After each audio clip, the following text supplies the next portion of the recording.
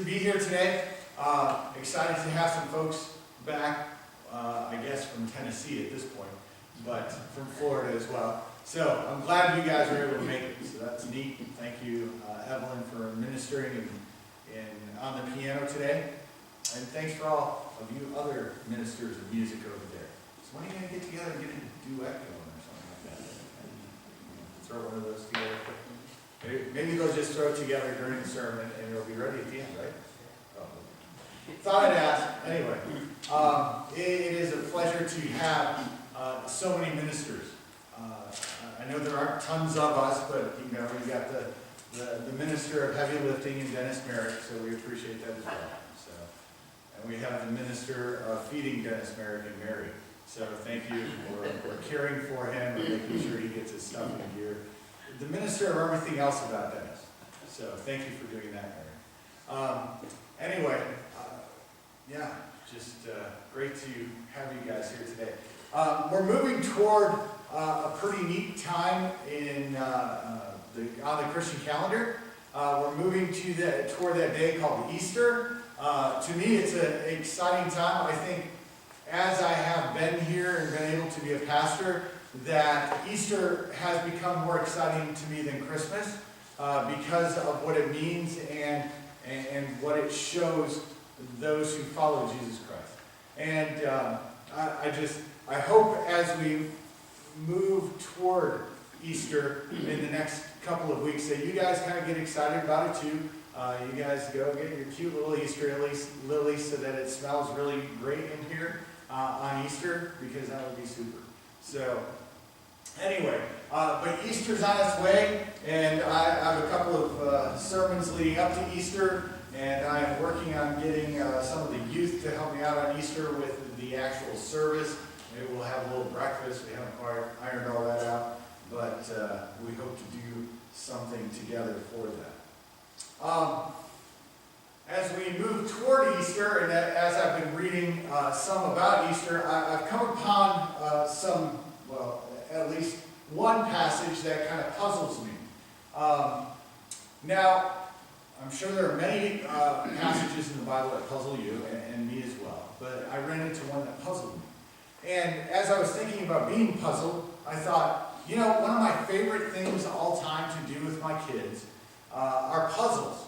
But in doing puzzles with my kids, one thing that I always like to do in at least one of the puzzles while they're like 3 or 4 years old, even 5, is to hide one of the pieces. You know, so no matter how big it is. So if it's a little piece, you know, those are easy to hide and just put it up your sleeve. But the bigger puzzle pieces, you know, sometimes they have like ones that are like 6 feet by 4 feet or something. Those are a little bit harder to hide, so I have to sit on them or something. But it is fun to hide those because my kids they like put all the puzzle pieces together and then they're like, something's wrong. And they can't quite put their finger out what is wrong. I know that you guys would be like, oh, well, it's easy, it's right there. But it's fun to look at the mind of a 2-, 3-, 4-year-old trying to figure out what's wrong with this picture. What's wrong? I have the pile of pieces over here. Daddy helped me figure out how they all kind of fit together. So now we have used all of the pieces that were in this pile, but something is not quite right. And they have a little bit of trouble figuring out what is the problem. So eventually they come to the conclusion that it's missing a piece. Thankfully, because if they didn't come to that conclusion, I'd be like sad. Now they may also come to the conclusion that they want some milk or they need a piece of cake. But hopefully they come to the conclusion that it's missing a piece. And then they look at Daddy because as they get older, they begin to realize that I play jokes on them. So they look to me for that puzzle piece and they get that and they put it together and they have a bunch of joy for about 2 minutes and then go on to playing something else, of course, leaving me to pick up the puzzle and putting it back in the box. As most of you know, picking up puzzles at garage sales is pretty useless. Have any of you, like, okay, you guys understand what the problem is with that, right? People get rid of puzzles because they are missing pieces. So unless you are a grade A artist and can figure out exactly how to reproduce the piece that is missing with your little oil paint, it's pretty useless to try to figure that out. So don't bother. I tried that a couple of times, just it doesn't really turn out very well. And then everybody's frustrated when you get done and you're missing 3 pieces from a 1,000-piece puzzle or something like that. You're like, I wanted to get it all together, but it didn't work out. One time I got into 3D puzzles. Does anybody do 3D puzzles? Where you put it together and it makes Big Ben or something like that. Well, I got one that was, of course, not a building, but the Millennium Falcon from Star Wars, because that would be cool for a guy to put together, not some little fairy castle or something. So I put together the Millennium Falcon, and all the pieces, the problem was, on the Millennium Falcon, all of the pieces are gray. That's it. If you are a puzzle person, putter together, you know that if all the pieces are gray, it's a long day, okay? So I took that with me when I was doing some I think I was going on vacation, just kind of being quiet, and I was not quiet on the inside. It was I can't figure out how all these lines on the outside of this gray ship go together. So what you want in a puzzle is a beautiful, colorful puzzle. You don't want all the pieces exactly the same, because that gets a little bit boring. And especially when you're missing pieces, that just makes it frustrating. Now, I feel like the passage I'm going to share with you today is kind of a puzzle that seems to either have an extra piece or be missing a piece. We understand that Jesus went to the cross and died for our sins, and that he brought a kingdom to earth. That wasn't a physical kingdom. It wasn't like Jesus came and then instituted perfection. I mean, after all, we have Kenny Fawcett, so we understand that perfection has not been instituted yet. So we have stuff to do. I love you, Kenny Fawcett. Anyway, so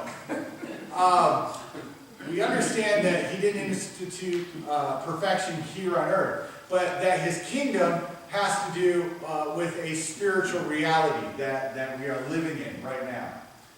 Even Kenny is living in that spiritual reality, and we praise God that we all can live there. But as we head toward the cross, I thought I would look at some of those pieces that don't seem to quite fit in with who Jesus is. And I want to share one of those scriptures with you today. The scripture Emily read was actually the Old Testament prophecy that's going to be talked about here in Luke 22, 35 through 39. Did we get that up there? Nope. No Luke up there? Oh, good. All right. What did I have up there before? Oh, okay. Sorry. Moving on. All right, here we go. Luke 22, 35 to 39. Then Jesus asked them, "When I sent you without purse, bag, or sandals, did you lack anything?" "Nothing," they answered. He said to them, "But now, if you have a purse, take it, and also a bag. And if you don't have a sword, sell your cloak and buy one. It is written, and he was numbered with the transgressors. And I tell you that this must be fulfilled in me. Yes, what is written about me is reaching its fulfillment." The disciples said, "See, Lord, here are 2 swords." "That's enough," he replied. Jesus went out, as usual, to the Mount of Olives, and his disciples followed him. What is all this stuff about getting swords here? Jesus went through 32.9 years, or however they figure that, of life, and he doesn't really do anything with swords. All right? Maybe, as a carpenter, he made a sword cabinet to keep all your special, celebratory swords in, or spears or something like that. But he never got any swords out. He never looked at his disciples and said, "Hey, let's get our swords together and we'll go out and take care of some Romans." He didn't do that.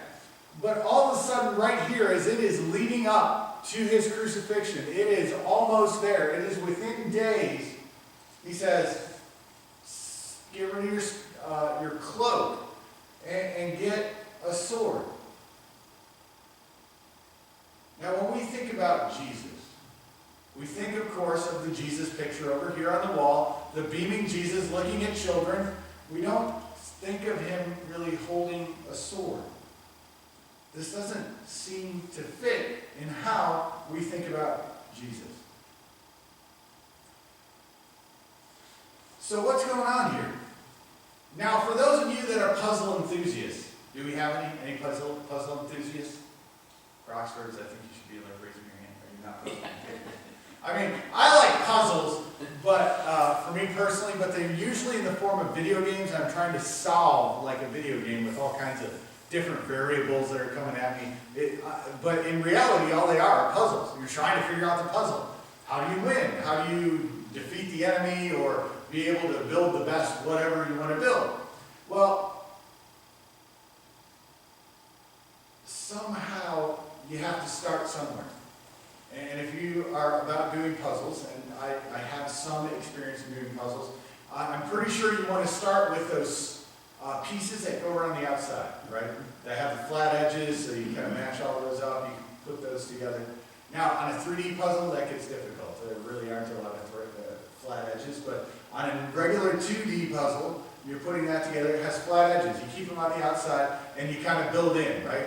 You start from the outside edge, and you build in. So, let's see if we can create like a frame here on the outside edge. And I think we need to always keep in mind with the disciples. I know, it's like we don't like to think about it or something, but we like to picture the disciples as these quaint fishermen. Out in the stream with their nets, throwing them in gently, like letting them fish just hop right in their nets, because it's all cute and picturesque. They're out in their boat, they're just putting the net down, dragging in the fish and mending their nets. And we have this picture of these men that follow Jesus as, they might be a little bit rough around the edges. They're blue-collar guys, they're fishermen, but we I think, make them seem a little bit nicer than they probably really were. There's a thing about these Jews who are living at a time when they have been taken over by Rome. They're probably, unless you have a lot of money, unless you have a lot of power, unless you're one of the high priests or priestly families, or one of the teachers of the law whom Rome has kind of set up as some kind of little, I don't know, would you call it a Vichy government or something? One of those governments that's kind of a pawn for the real government in Rome. Unless you're one of those Jews, you don't like what's going on. You don't like having Romans taking over your land, telling you what you have to do, telling you where you have to put your money, telling you where you can live, where you can't live, those kind of things. And the Jews, unlike, probably a lot like Americans, especially colonists, don't like being told what to do. They don't like somebody way over there. I don't know, we're a long way from England, probably a little bit further than Rome than it was from Israel. But Israel didn't like being told what to do. They had a lot of pride. They were God's people in God's land, and they did not want to be under Roman rule. And these 12 guys who were the working class were probably rather similar to Minutemen. Although they may have never trained to be warriors, if it was time to liberate Israel from Rome, they'd be on the front lines. They'd be ready to go. We are fishermen. We want to be able to fish where we want to fish. So when it is time to throw the Romans out of Israel, we're going to be there. So these disciples are not just these nice little fishermen. They're kind of rough and tumble guys. They're like guys that, listen to Rush Limbaugh and Fox News and get all irritated with the political stuff that's going on. They're kind of angry. They might even have a little sword cabinet in their house, and they are ready for a revolution whenever it comes up.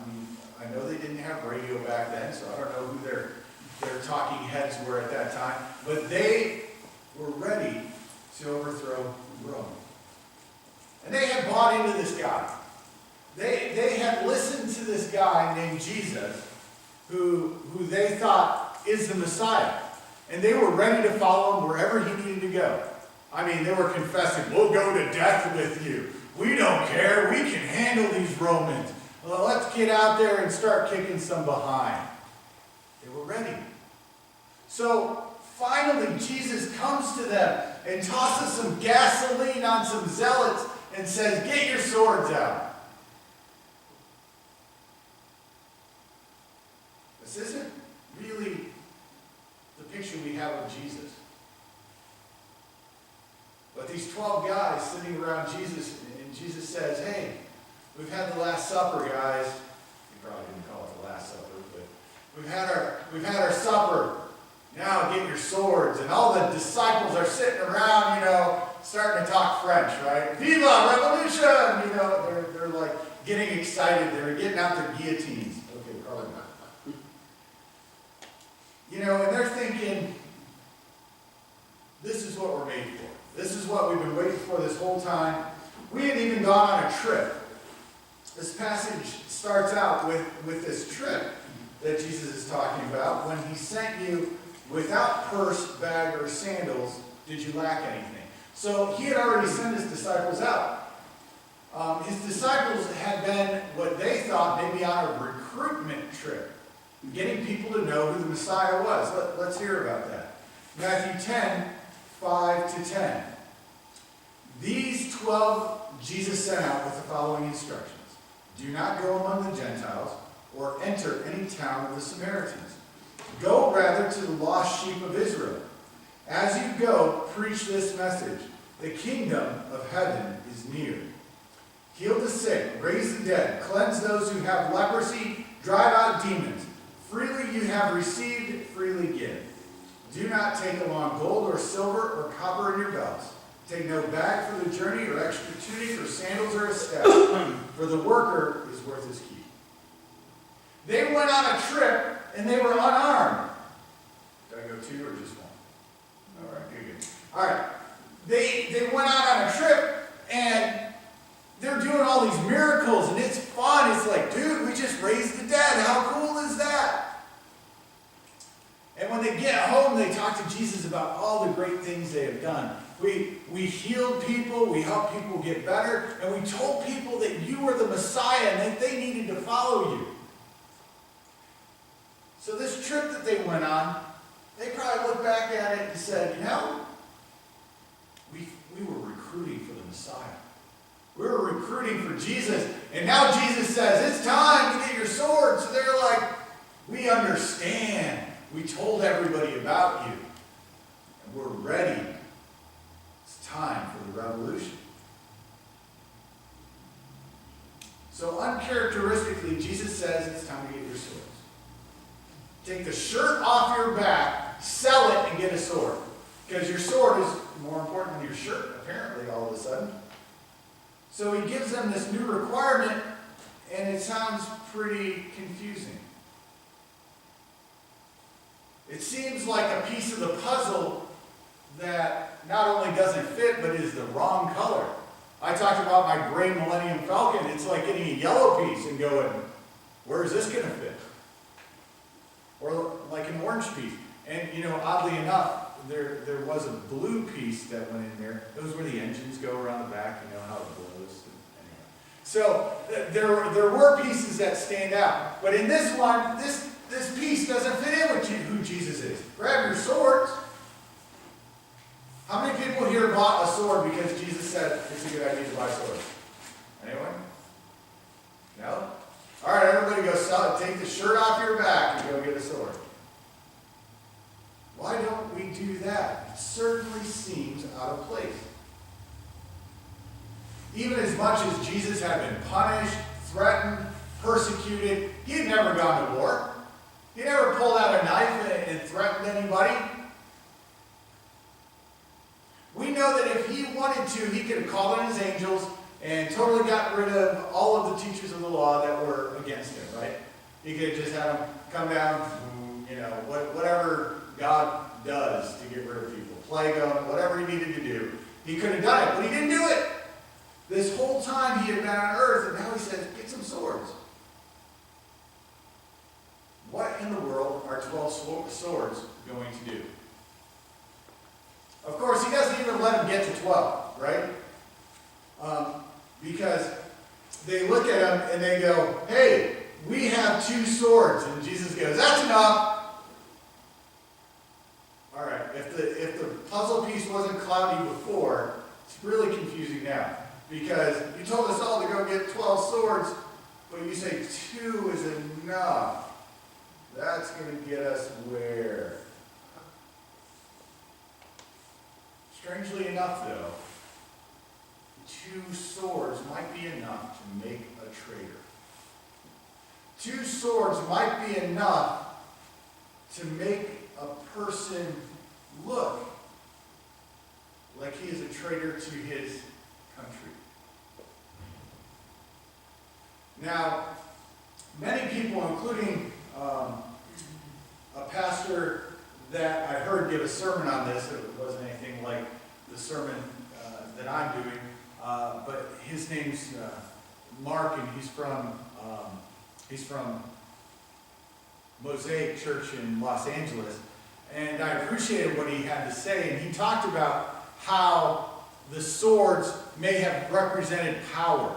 Like in that day and age, like for us, guns would represent power. In that day and age, the sword would have been a gun, because they didn't really have bows and arrows that were terribly effective either. So the sword representing power, and Jesus showing that the belief that the disciples had that power was in the sword was false, and that power was really spiritual power. I thought, oh, that's good. That could be, I can buy that. But I thought, is this really a metaphor? Or is this just exactly what it appears to be?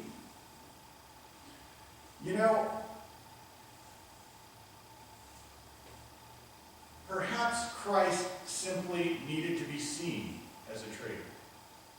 He needed to be seen as this transgressor. He needed to play that role to these teachers of the law, to his disciples, to the people in Israel, because that's who he needed to be the Christ. Because that's what 400 years ago somebody said, he's going to be numbered with the transgressors. And Jesus said, if I'm going to be the Messiah, if I am going to be able to tell the world who I am, I need to do that. And 2 swords are enough to do that.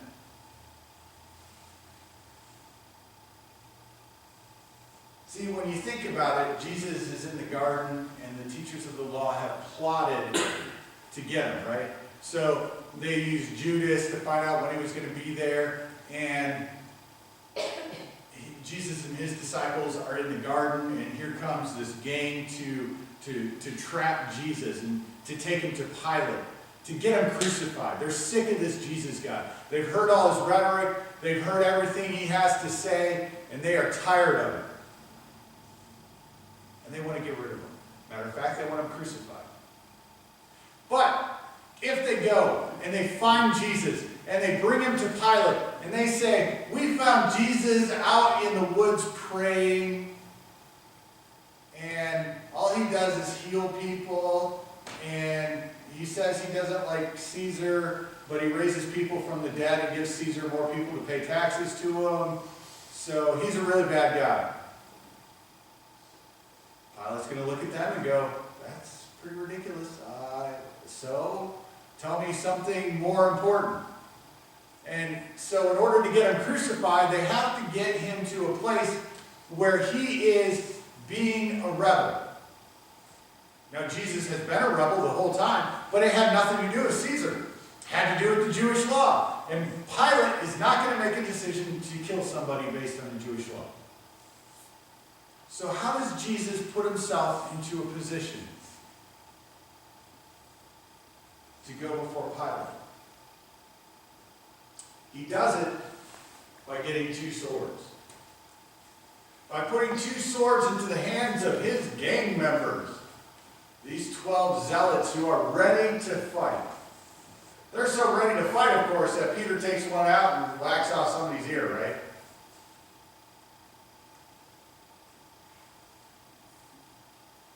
You know, it's good to have enthusiasm about things, but try not to cut off people's ears while being enthusiastic, okay? I feel like I'm going to have to get that through Xavier's head, because he gets pretty enthusiastic about things and don't want him to accidentally hurt somebody. Peter, enthusiastic, cuts off somebody's ear. And Jesus says, "Stow it, Peter." And all the disciples ran away. And they captured Jesus. Took him to Pilate and said, "You know, Pilate, we found Jesus in the garden with his gang of people, and they had swords ready to go. They were drawn. Matter of fact, they cut off this guy's ear." How does Jesus get to be a transgressor worthy of a crucifixion? By being a traitor. Or by being a patriot that's misunderstood, right? That loses. Right? A patriot that loses is a traitor.